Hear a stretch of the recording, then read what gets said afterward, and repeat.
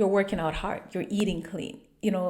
All the experts, all the apps are telling you as a woman over 40 going through perimenopause that you should be eating anywhere from 1,000 to 1,500 calories a day.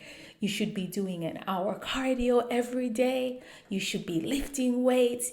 You should be working out 6 hours a week. You're doing it all, but you're not losing fat. As a matter of fact, you're gaining it, and especially around your midsection. You are ticked because you're like, what is going on? Every blog I read, every influencer, every fitness trainer, every fitness coach on TikTok, on YouTube, on Instagram, everywhere is telling me to do this. I'm doing it, but I'm not losing fat. What is going on? Let me ask you something. What's your stress level like, girl? How are you managing your stress? Because it doesn't matter how clean you're eating, how hard you're working out. If you are not managing your stress, you will not lose fat. And as a matter of fact, most of the things you're doing right now could be stressing your body and you don't realize it. And it is the reason why you cannot lose the fat that you want. But I got you. Trudie German here, perimenopausal coach who help women like you going through perimenopause, who feel lost, confused, who's always tired, who cannot sleep at night, who is gaining fat no matter what she does, who feels lost, confused, who just feels like she doesn't know this body she's in, and no one can seem to help her doctor included, because your doctor runs all these tests and then tells you, oh, you're okay, everything is normal. But you know everything's not normal because of how you feel. If this sounds like you, definitely hit the subscribe button, because I share a lot of information here on perimenopause and fat loss. So in this video, I'm going to explain exactly what stress is, some of the things that may be stressing you, some of them you know about, some of them you may not know about, along with how it affects your fat loss goals during perimenopause, and of course, what to do that will help you manage your stress. So stress is how you respond physically, mentally, or emotionally to a perceived threat, challenge, or demand. When there's a perceived threat, your fight or flight hormone is activated and the stress hormone cortisol is released. Now, stress isn't necessarily a bad thing. There's good stress and there's bad stress. There's long-term stress and there's short-term stress. So good stress could be you got a raise. Hey, we like money, right? So you get a raise, you get some money, bam, that little excitement. You get a promotion at work, bam, another excitement. Cortisol's gonna go up.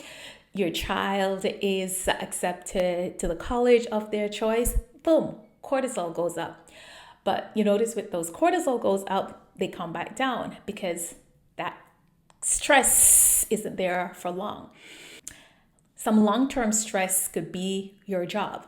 I work with women over 40 going through perimenopause, and some of my clients have very stressful jobs. They may be in law enforcement. They may be in CEO or managerial positions. So some of their jobs are very stressful. They're aware of that. Other type of stress you may not be aware about, grief. If you're grieving someone or ever have to grieve anyone you love that you've lost, that's a type of stress that it may linger for years, right? So that's the difference between long-term or short-term stress. And sometimes there are stressors that you're even unaware of. For example, over-exercising, under-eating, being dehydrated, lack of sleep, dealing with your teenagers, dealing with your parents who don't listen. The last two you may be aware of. But those are some of the things that may be stressing you and you're unaware of it. When you're in a constant state of stress, your cortisol level keeps rising. It keeps getting higher. So it keeps getting higher. Your body starts producing more cortisol, it keeps getting higher. You add more stress, body produce more cortisol. Add more stress, produce more cortisol. And that is why you notice that you're doing all of these things and you're gaining fat as opposed to losing it, because it is too much stress for your body to handle. And you may be listening and be like, girl, my life was more stressful 20 years ago than now. Or my stress level hasn't changed in the last 15, 20 years. That may be the case. Your life may not have changed and your commitment levels may not have changed, but your estrogen level has changed. 20 years ago, you had more estrogen that could balance stress. Now, that is not the case. So this is why adding more stress on top of stress is having you gain fat as opposed to losing it. And you can't understand what's going on. So 3 ways high cortisol, high stress lifestyle is stopping you from losing fat. 1, when your cortisol level is high, it is going to impact your thyroid function. Your thyroid has to do with your metabolism. When cortisol remains high, your thyroid does not function properly. So if your thyroid that is responsible for your metabolism is not functioning properly, you are not going to lose fat. It sends your body into a fat storage zone as opposed to fat loss. Next thing that may happen if your cortisol level remains too high, does not matter how clean you're eating, how hard you are working out, you will not build muscles. You are breaking down whatever muscles you have. And of course, the less amount of muscles you have, the more fat you're having. This is why you're probably like, oh, how comes I'm working out so hard? I'm lifting weights, I'm doing HIIT, I'm running, I'm swimming, but I'm gaining fat, especially around the midsection, because your cortisol level is too high. Your body is under too much stress. Next thing that may happen when your cortisol level remains high is you are not getting good quality sleep. Notice I said good quality sleep, because getting naps or getting sleeps where you wake up tired in the morning, that doesn't count. You need good quality sleep where you wake up in the morning and you are energized. And yes, it does happen, because when I work with my clients, I help them with this, and I've also helped myself. When your cortisol level is high, melatonin, which is your sleep hormone, will not be produced. Without melatonin, you cannot go to sleep and stay asleep, so you won't get a good night's sleep. Without a good night's sleep, your hormones won't be balanced. Without balanced hormones, you will not lose fat. You may lose weight because you're breaking down muscles because of the stress in your body, the amount of cortisol being distributed in your body.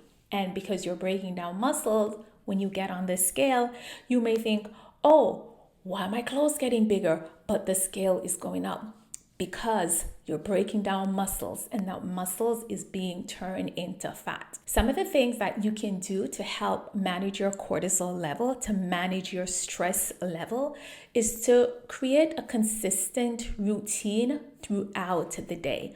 Try to go to bed at the same time. Try to wake up at the same time, even on weekends. You can also make sure that you're eating enough.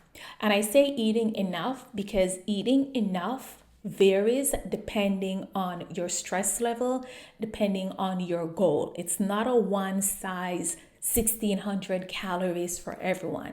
The amount varies, right? So you want to make sure you're eating enough throughout the day. You want to make sure you're also doing things on a regular basis to relax. I find that as adults, we don't relax enough, we don't have fun. And being on social media, that's not relaxing, because that is raising your cortisol level. So one of the things that I love to do that helps me to relax is I love to read. I put away 15 to 30 minutes in the evenings to read, because that relaxes me as opposed to being on social media or watching TV. Some of my clients enjoy going for walks.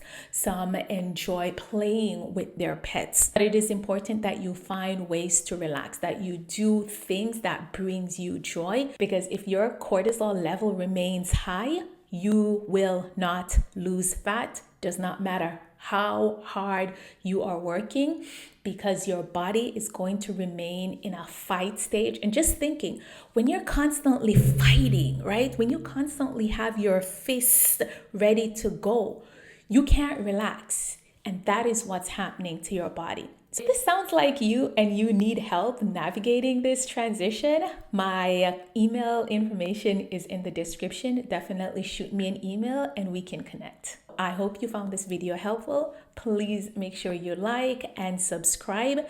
And let me know in the comment section, have you been doing it all to lose fat and nothing is happening?